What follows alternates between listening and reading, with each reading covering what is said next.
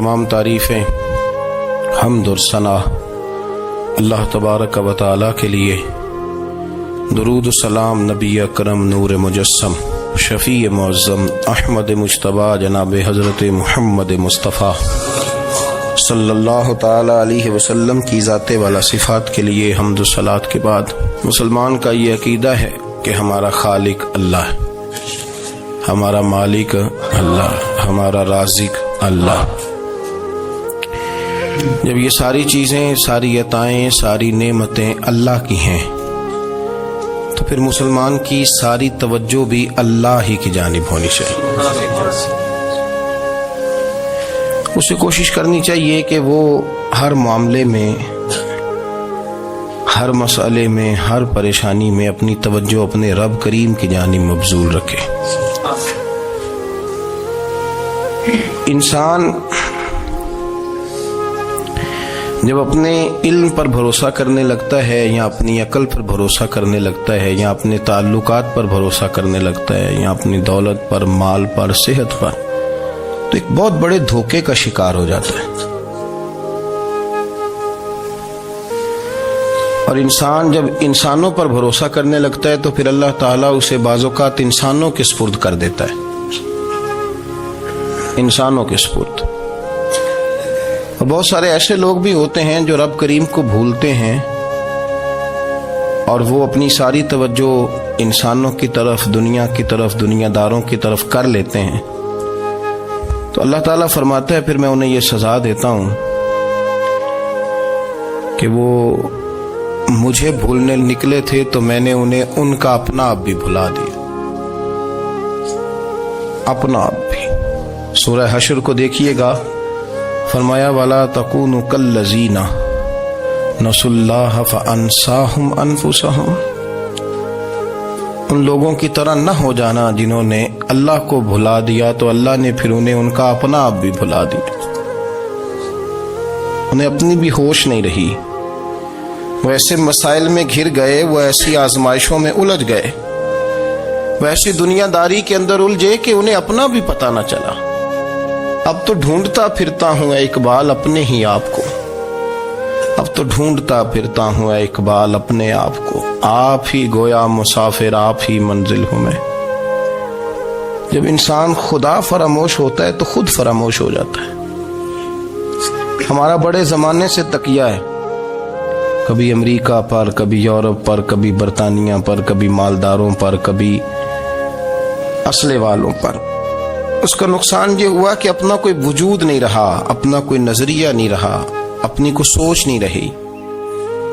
ऐसे महसूस होता है कि कोई मंशूर नहीं, कोई दस्तूर नहीं, लगाम मुंह में है और उसका सिरा किसी के हाथ में है, वो जिधर चाहता है हमें घुमा लेता है। अल्लाह फरमाते हैं यूं ना हो जाना कि तुम रब को भुला दो और फिर तुम्हें अपना आप भी भूल जाए। उलाइका हुमुल फासिकून, फरमाया ये वो लोग हैं जो नाफरमान है अल्लाह के, ये नाफरमान है। जब ये नजरिया बन गया, जब ये जहन बन गया कि पैदा अल्लाह ने किया है, देना अल्लाह ने है, अता करने वाला अल्लाह है, नवाजने वाला अल्लाह, तो फिर सारी तवज्जो दुनियादारों की तरफ रखना, मैं अल्लाह वालों की तरफ तवज्जो रखने का कायल हूँ, मैं वो समझता हूँ, हम उस चीज के कायल हैं। लेकिन वो भी कोई आस्ताना है कि जहां हक मुर्शद का नारा तो बड़ा लगे पर रब का नाम ही ना सुनने को मिले। ये भी कोई बात हुई कि जहां ये तो नारा जोर से लगे कि जीवे जीवे मुर्शद जीवे, लेकिन इस्तिगफार का दर्स ही ना मिले। हर वक्त ये बताया जाए कि यहां आ गए तो बच गए, कैसे बचेंगे? मेरे रसूल पाक अलैहिस्सलाम का दरवाजा सबसे बड़ा दरवाजा है, हुजूर का दरवाजा सबसे बड़ा दरवाजा है। लेकिन मेरे दोस्तों याद रखना, नबी पाक अलैहिस्सलाम ने भी लोगों को जब रास्ता दिखाया है तो रब करीम का रास्ता दिखाया है, अल्लाह का रास्ता दिखाया, अल्लाह करीम का रास्ता दिखाया, लोगों रब की तरफ तवज्जो कराई। मेरे रसूल करीम सैयद आलम सल्लल्लाहु ताला अलैहि वसल्लम ने लोगों की अल्लाह की जानिब तवज्जो कराई और लोगों से ये कहा कि वो अपने रब करीम की जानिब अपना जहन रखें, अपनी तवज्जो अपने अल्लाह की जानिब मबजूल करें।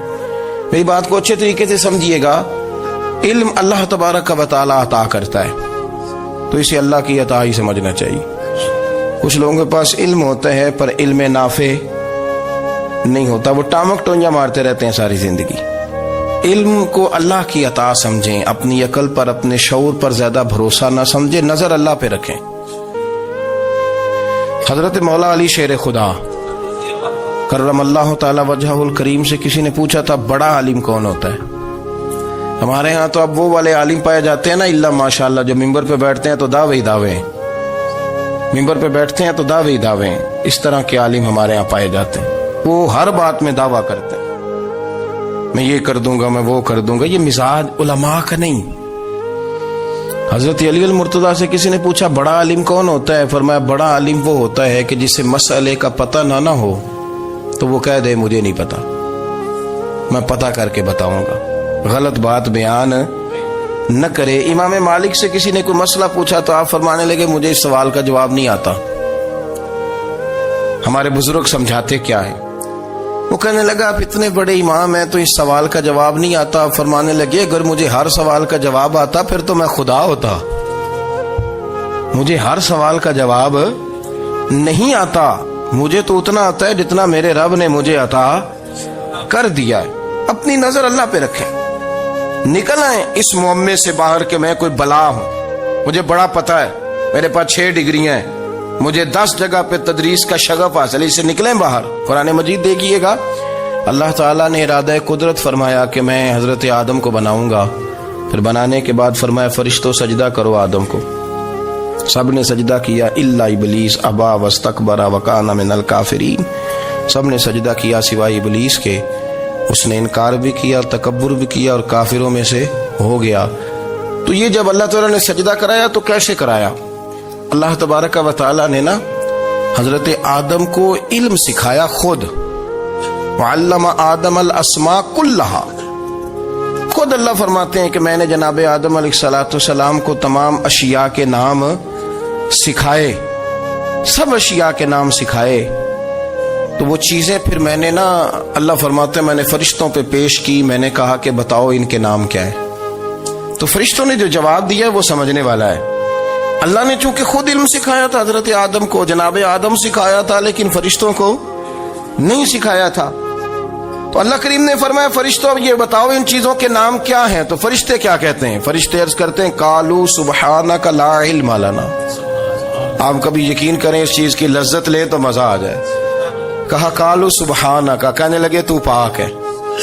قالوا سبحانک، کہنے لگے تو بھئی آدم علیہ السلام کو نام سکھا لیے، پھر فرشتوں کے سامنے وہ چیزیں پیش کر کے کہا ان چیزوں کے نام بتاؤ. تو فرشتے کیا کہتے ہیں؟ کہتے ہیں قالوا سبحانک، تو پاک ہے، لا علم لنا، ہمارے پاس کوئی علم نہیں، الا ما علمتنا، ہمیں تو اتنا پتہ ہے جتنا تو نے ہمیں سکھا دیا. ہمیں تو اتنا پتہ ہے جتنا تو نے ہمیں، لا علم لنا، ہمارے پاس کوئی علم نہیں ہے، اتنا ہی پتہ ہے جتنا تو نے ہمیں سکھا دیا ہے، اس سے زیادہ ہمارے پاس علم. اور یہ کیوں تو نے ہمیں جتنا سکھایا اتنا پتہ ہے.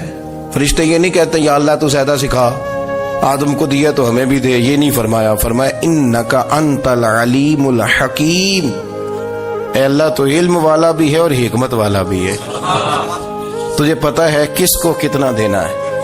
جتنا تو نے مناسب سمجھا جناب آدم کو دیا، اور جتنا تو نے بہتر سمجھا وہ تو نے ہمیں عطا فرمایا. تو اگر آپ کے پاس علم ہے، کہیں نالج ہے، اس کو اللہ کی عطا سمجھیں. ہمارے ہاں بہت سارے لوگ بن کے بیٹھ جاتے ہیں. میں اکثر کہتا ہوں کہ پھر وہ دعوے کرتے ہیں میرے علاقے والے جاہل ہیں، میرے شہر والے جاہل ہیں، میرے خاندان والے پڑھے نہیں. یہ آپ کا دعویٰ ہے، یہ آپ کو خراب کر دے گا. ہم نے بہت سارے ایسے لوگ دیکھے جو بہت بڑے عالم تھے، لیکن اللہ جب لینے پہ آیا تو عقل ہی لے گیا، شعور ہی چلا گیا، حافظے ختم ہو گئے. آپ دیکھتے ہیں بڑھاپے میں کچھ لوگ ایسے ہوتے ہیں کہ جن کو یہ بھی یاد نہیں رہتا کہ میرا نام کیا ہے، میں کہاں ہوں، مجھے کدھر جانا ہے. تو اس وقت سے اللہ کی پناہ مانگیں اور اپنی نظر اپنے رب کریم کی جانب رکھیں، اللہ کی جانب اپنی نظر کو مبذول رکھیں. دوسری بات، علم کے بعد ایک چیز آتی ہے جس کا نام ہے ہدایت، جس کا نام ہے تقوی، جس کا نام ہے پرہیزگاری، جس کا نام ہے عمل، عبادت، ریاضت. یہ بھی اسی وقت ہی نصیب ہوتی ہے جب میرا رب کریم نصیب فرما دیتا ہے۔ ہم نے نا نیکی کا اپنا اپنا سٹیٹس بنا لیا ہے، اپنا اپنا معیار بنا لیا ہے۔ کچھ لوگ کہتے ہیں کہ جناب مسجد میں سیمٹ کا توڑا دینے سے بہتر ہے کسی غریب کو آٹے کا تھیلا دے دو۔ اب اس نے اپنا مزاج بنا لیا نا نیکی کا، اس نے اپنا سٹیٹس بنا لیا۔ میرا یہ سوال ہے کہ نبی پاک صلی اللہ تعالی علیہ وسلم جب مدینہ شریف آئے تھے تو حضور نے سب سے پہلے غریبوں میں آٹا تقسیم کیا تھا کہ سب سے پہلے مسجد بنائی تھی؟ کیا عجیب لوگوں کا رنگ ہے، اپنی مرضی کی ہدایت، اپنی مرضی کا تقوی، اپنی مرضی کا معیار۔ مسجد کوئی بڑا چھوٹا خطیب بھی میری طرح کا ہو نا تو وہ مسجد میں بیٹھ کے جب نبی پاک کی بات کرتا ہے تو کہتا ہے میرے رسول پاک غریبوں کا سہارا بن کے آئے۔ وہ غریبوں کی بات کرتا ہے، مسکینوں کی، لاچاروں کی، کمزوروں کی بات۔ تو مسجد ہی تو وہ ادارہ ہے جہاں سے غریبوں کی بات ہو رہی۔ تو اب لوگوں نے غریب کو اور مسجد کو لڑانا شروع کر دیا، اس کو لڑاؤ کہ مسجد میں پیسے دینے سے بہتر ہے آپ غریب کو آٹے کا تھیلا دے دیں۔ آپ یہ کیوں نہیں کہتے کہ مسجد میں بھی آپ توڑا دیں ایک سیمٹ کا اور ساتھ غریب کو بھی خدمت کریں؟ یہ کیوں نہیں تقویٰ؟ اپنی اپنی مرضی کا مزاج، اپنی اپنی۔ کچھ لوگ کہتے ہیں چھوڑو جی، ساری زندگی انسان نماز پڑھتا رہے اور پھر گالیاں بھی دیتا رہے، بندہ داڑھی بھی رکھ لے اور جھوٹ بولنا بھی نہ چھوڑے، تو یہ آپ نے اپنے پاس سے تقوی کا معیار بنایا۔ گالی دینے کا گناہ ہے اور داڑھی رکھنے کا ثواب ہے۔ تو اگر آپ داڑھی رکھے ہوئے ہیں اور آپ کوئی غلطی کر رہے ہیں تو اس سے آپ کی داڑھی کا ثواب ختم، اللہ کرے آپ کو سمجھ آئے میری بات۔ آپ کوئی غلطی کر رہے ہیں، داڑھی کا ثواب اس سے ختم، وہ اپنی جگہ پہ قائم ہے چیز۔ اپنی مرضی کا کیوں تقوی کا معیار بناتے ہیں؟ تقوی کا مزاج اپنی مرضی کا نہ بناؤ۔ اللہ کی بارگاہ سے دعا مانگو کہ یا اللہ ہمیں ہدایت کا نور عطا فرما، اللہ تو ہمیں رستہ دکھا، تو بتا کہ ہدایت کیا ہے۔ تو رب فرماتا ہے اللہ ولی الذین آمنوا، اللہ مومنوں کا مددگار ہے، یخرجہم من الظلمات الی النور، وہ انہیں اندھیروں سے نکالتا ہے اور نور کی طرف روشنی عطا فرماتا ہے۔ اندھیروں سے نور کی طرف اللہ لاتا ہے۔ اللہ ولی، اللہ مومنوں کا ولی ہے، وہ انہیں اندھیروں سے نور کی طرف نکالتا ہے۔ ہدایت ہمیشہ اللہ کی طرف سے سمجھے۔ جب وہ نماز کی توفیق دیتا ہے تو اپنے فضل سے دیتا ہے، جب وہ ذکر کی توفیق دیتا ہے تو اپنے فضل سے۔ ہم سمجھتے ہیں ہو جی فلانا نہیں پڑھ رہا بڑا بیوقوف ہے، فلانا نہیں پڑھ رہا، تو تم کیا اپنی عقل کے طور پہ پڑھ رہا ہے؟ میں جی اللہ کے فضل سے 2 سپارے پڑھتا ہوں، تو کس پہ احسان کرتے تو 2 سپارے پڑھ کے رویا کر کہ اگر مالک تو بڑا قریب نہیں۔ بڑے لوگ ہیں جن کو پورا قرآن حفظ ہے پر انہیں پڑھنے کی توفیق نہیں، تو انہیں فضل کیا اور مجھے توفیق دے دی ہے پڑھنے۔ رویا کر، پڑھ کے رویا کر، راتی ساری کر کر زاری، وہ نیند اکھاں تھی توندے تے فجرے اوہی گناہگار کہاون سب تو نیوے ہوندے۔ مہربانی کریں، ڈریں، نیکی کریں تو پھر ڈریں، پھر احساس پیدا کریں، پھر اپنے اندر وہ کمزوری لائیں کہ توبہ توبہ مجھے تو پتہ ہی نہیں، تو جانتا ہی نہیں۔ حضرت سیدنا امام اعظم ابو حنیفہ رحمت اللہ تعالی علیہ کے ساتھ ایک شخص کہتا میں نے نماز پڑھی، تو عشاء کی نماز تھی۔ یہ جو لوگ بڑے ہوتے ہیں نا، ان کے پیار کرنے والے بڑے ہوتے ہیں، ان کے گرد خوف بھی بڑا ہی ہوتا ہے، انہیں بڑا ڈر لگتا ہے، بڑی بعض اوقات آزمائش ہوتی ہے ان کی۔ عشاء کی نماز کہتے پڑھی تو امام صاحب نے نا عشاء کی نماز میں تلاوت کی آیتیں فَمَن يَعْمَلْ مِثْقَالَ ذَرَّةٍ خَيْرًا يَرَهُ وَمَن يَعْمَلْ مِثْقَالَ ذَرَّةٍ شَرًّا يَرَهُ، فرمایا جو ذرہ برابر خیر کرے گا وہ بھی قیامت میں دیکھے گا، اور جو ذرہ برابر شر کرے گا وہ بھی قیامت میں اس شر کو دیکھے گا، اس کے سامنے آئے گا۔ تو وہ شخص کہتا ہے کہ سارے لوگ نماز پڑھ کے چلے گئے تو امام صاحب رحمت اللہ علیہ نے اپنی داڑھی پکڑی، رو رہے ہیں، کہتے ہیں وہ ذرہ برابر نیکی کا بدلہ دینے والے، وہ ذرہ برابر شر پہ سزا دینے والے میری سفید داڑھی کو دیکھ، مالک میرے ذرے ذرے سامنے نہ لانا، لوگ تو میری بڑی قدر کرتے ہیں دنیا، میں تو بڑا پہچانا جاتا ہوں، لوگ تو میری راہوں میں پھول لیے کھڑے ہوتے ہیں، مجھے بڑا نوازتے ہیں، قیامت میں رسوا نہ کر دینا، میرے لیے مشکل ہو جائے گی۔ وہ کہتے ہیں میں نے امام صاحب کا درد دیکھا، مجھے کوئی کام تھا تو میں چلا گیا، میں نے کہا کہ وہ اس وقت اللہ کے حضور حاضر ہیں تو میں دوبارہ آؤں گا۔ کہتے میں تہجد کا وقت آیا تو امام صاحب وہیں بیٹھے تھے، اور ان کی داڑھی آنسوؤں سے بھری ہوئی تھی اور زور سے داڑھی پکڑی ہوئی کہنے لگے مالک رسوا نہ کر دے، میں قیامت میں رسوا نہ کر دے۔ یار جو ہدایت یافتہ لوگ تھے وہ تو ڈرے ہوئے تھے، وہ تو سہمے ہوئے تھے، وہ تو کہتے تھے یہ اس کا فضل نہیں، اس نے بلا لیا، یہ اس کا کرم نہیں۔ حضرت باعزید بستامی کسی کافر کو دیکھتے تو رو پڑتے، کہتے مالک تو کتنا کریم ہے، یہ بے ایمان رہ گیا، تو نے اپنے فضل سے مجھے اپنے نبی کا غلام بنا لیا۔ وہ رو پڑتے۔ یہاں تو لوگوں کا دعویٰ ہی بڑا ہے۔ نمازی اللہ خیر فرمائے وہ تو دوسروں کو گھورتا ہے، وہ کہتا ہے جنت کا میں مالک ہوں، کنجیاں میرے پاس ہیں، میں کسی اور کو گھسنے نہیں دوں گا۔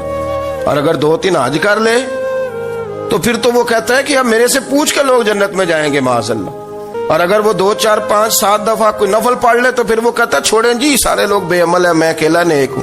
نہ ایسا کریں، اپنی توجہ اپنے رب پہ رکھیں، اپنی توجہ اپنے معین الملت والدین، عطائے رسول، ہند الولی، غریب نواز، خواجہ معین الدین چشتی، حضرت خواجہ اجمیر، شاہ اجمیر، شاہ اجمیر، والی ہندوستان۔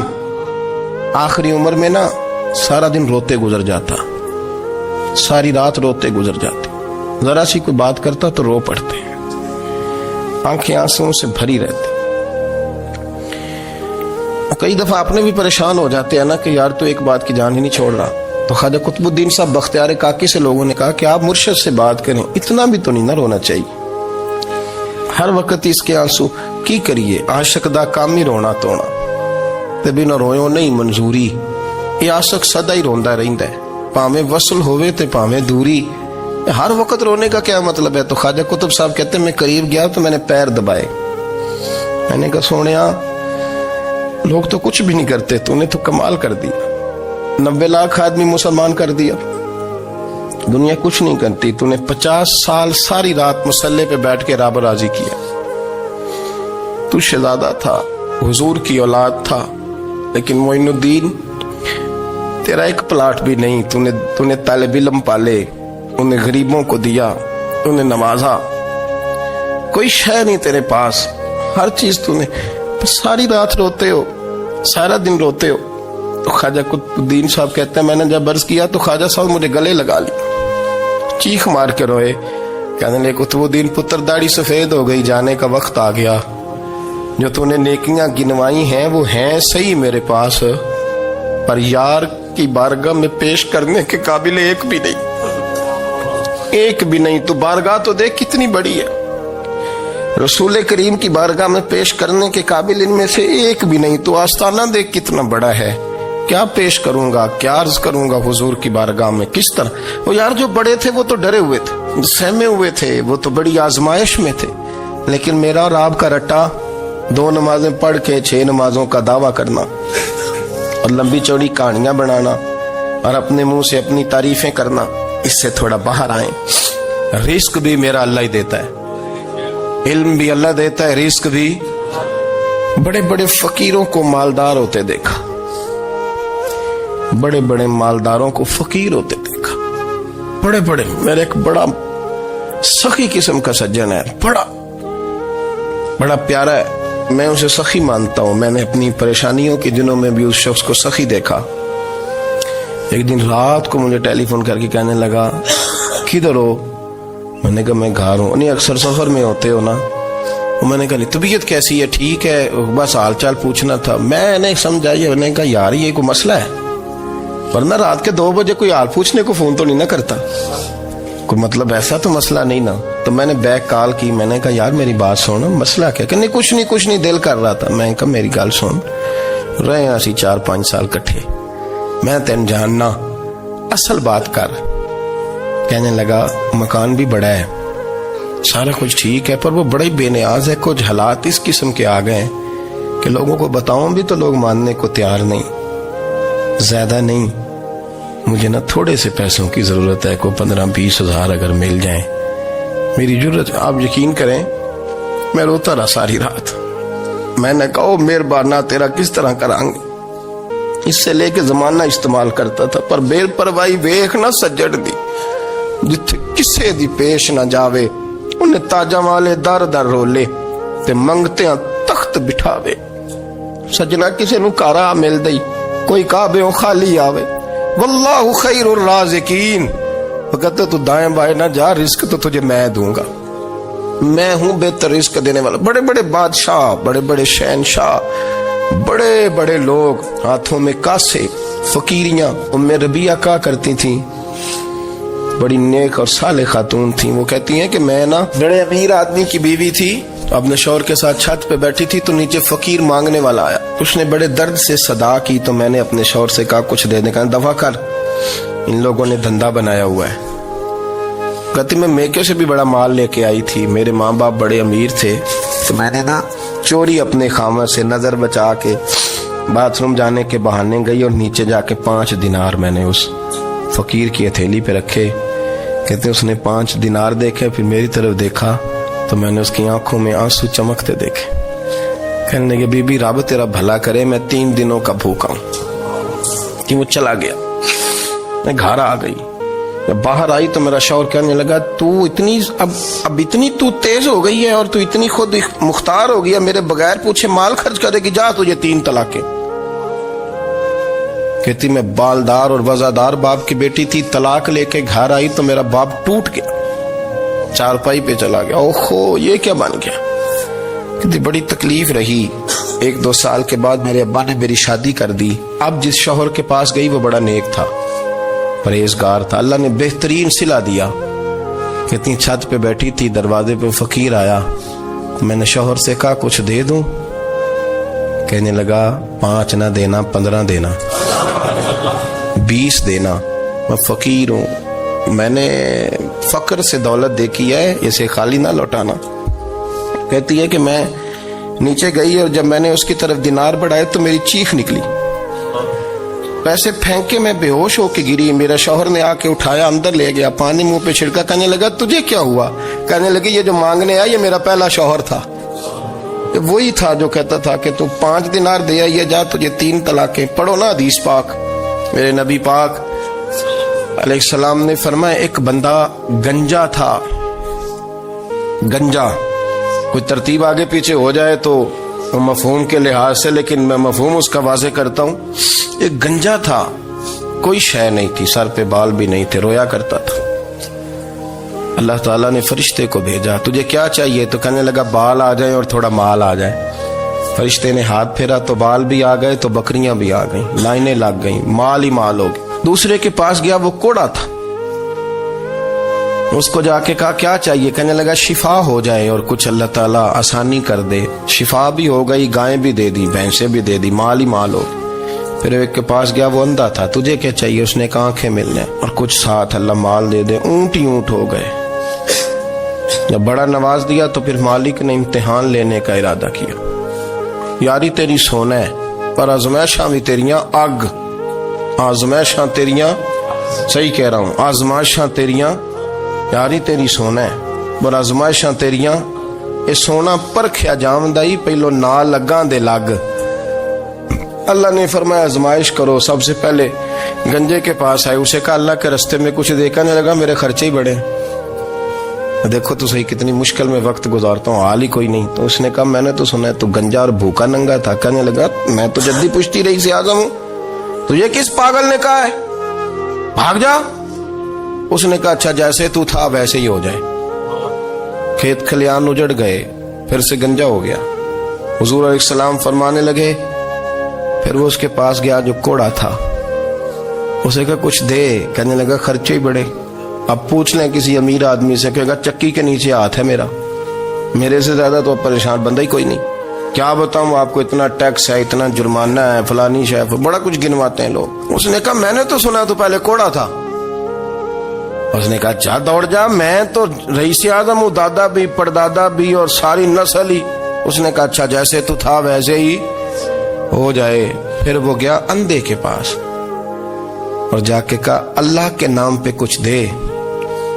تو کہنے لگا رب کے نام پہ, یہ کھڑے ہیں اونٹ, جتنے تیرے دل کرے لے دا. اس نے کہا کیا مانا اس بات کا. کہنے لگا یار تجھے کیا بتاؤں, میں تو اندھا تھا, میں نے تو کبھی دنیا دیکھی نہیں تھی. پھر اس کریم نے فضل کیا تو مجھے بڑا کچھ دکھایا. میں کیا بتاؤں, میرا دل کر رہا ہے کہہ دوں کہ پھر اس نے کعبہ دکھایا. اور اس نے روضہ رسول دکھایا، پھر اس نے ریاض الجنہ کے سجدے دکھائے، پھر اس نے اپنے محبوب کے دروازے کی رونقیں دکھائیں، اس نے بڑا کچھ دیا، اس نے بڑا نوازا۔ میرے پاس تو شاید میں بدکار پرانا خادم، کسے در ملی نہ ٹوئی، اے واصف یار نے نظر جو کی تھی، پھر واصف ہی ہوئی۔ یہ تو اس کا کرم ہوا۔ تو یہ وہ کہنے لگا تو اللہ کے نام پہ جان مانگ، میں وہ بھی دینے کو تیار۔ میرے پاس تو شے کوئی نہیں تھی، مجھے تو اپنا پتہ ہے، میں تو کوئی شے نہیں تھا، کچھ نہیں تھا میرے پاس۔ یہ تو ان کا کرم ہے کہ رخ ان کا ادھر ہے، اور مختصر سی میری کہانی ہے، یہ جو بھی ہے ان کی مہربانی ہے۔ تو وہ کہنے لگا میں بھی کچھ لینے نہیں آیا تھا، تیری آزمائش ہی کرنے آیا تھا، تیری عزتیں بھی سلامت رہیں گی، تیرا مال بھی سلامت رہے گا، تیری شفا بھی۔ اپنی زندگی میں کبھی بھی اللہ کی بارگاہ سے توجہ ادھر ادھر نہ کریں، چھوڑیں لوگ کیا کر رہے ہیں، دنیا کیا کہہ رہی، کبھی بھی اپنی توجہ دائیں۔ ہمارا یہ مسئلہ بن گیا کہ ہماری سیاست ہے، ہماری دنیا داری ہے، ہم بندوں کو راضی کرنا چاہتے ہیں، ہم دیکھتے ہیں کون کس طرح، اور آپ یقین کریں آپ تھک جائیں گے، بندے راضی نہیں ہوں گے، وہ نہیں راضی ہوتے۔ آپ ان کو منا کے لائیں گے تو ادھر والے نکل جائیں گے، ادھر کو منائیں گے تو ادھر والے نکل جائیں گے۔ اس چکر سے باہر آئیں، اس رب کو راضی کریں جو فرماتا ہے ان الذین آمنوا وعملوا الصالحات سیجعل لهم الرحمن ودا۔ فرمایا تو ایمان لانے کے بعد نیک عمل کر، میں لوگوں کے دلوں میں تیری محبت پیدا کر دوں گا۔ رحمان لوگوں کے دلوں میں محبت ڈال دے گا، اللہ لوگوں کے دلوں میں۔ اپنی نظر ہمیشہ اپنے رب پہ رکھیں، اتنی لمبی چوڑی دنیا داروں سے امیدیں نہ وابستہ کریں۔ میں نے دیکھا ہے لوگ کاسا لیسی کرتے ہیں، کبھی اس کے دروازے پہ کبھی اس کے دروازے پہ۔ ان چکروں سے باہر آئیں اور اپنے رب کی بارگاہ کی طرف توجہ کریں، استغفار شوق سے پڑھا کریں، اور اکیلے میں نہ، اکیلے میں۔ حضرت رئیس المتکلمین مولانا نقی علی خان صاحب رحمۃ اللہ نے لکھا ہے کہ فرعون 500 سال حکومت کر گیا، یہاں تو 5 سال کی حکومت کی پیر لڑکھڑاتے ہیں، 500 سال۔ فرماتے اصل وجہ یہ تھی کہ دنیا جب سو جاتی تھی نا تو اوپر چادر لے کے تو مسلح پہ بیٹھ جاتا تھا، اور ہاتھ باندھ کے کہتا تھا رب تو ہی ہے، میرا پردہ نہ کھولنا، مالک تو ہی ہے، کرم نوازی کرنا، میری پکڑ نہ کرنا۔ وہ بے ایمان ہو کے اگر 500 سال ہاتھ باندھے تو گزارا کر لیتا ہے، تو ایماندار ہے۔ پر مسئلہ یہ ہے کہ تو رات کو بکل مار کے ہاتھ نہیں نہ باندھتا، تو منت نہیں کرتا، تو استغفار نہیں کرتا، توبہ کریں تو بچے رہیں۔ وہ اتنی لمبی حکومت کر گیا چونکہ رات کو کہتا تھا مالک رب تو ہی ہے، لیکن مہربانی فرما، میری پکڑ نہ فرمایا تو اللہ نے تو اس کو مہلت دے دی۔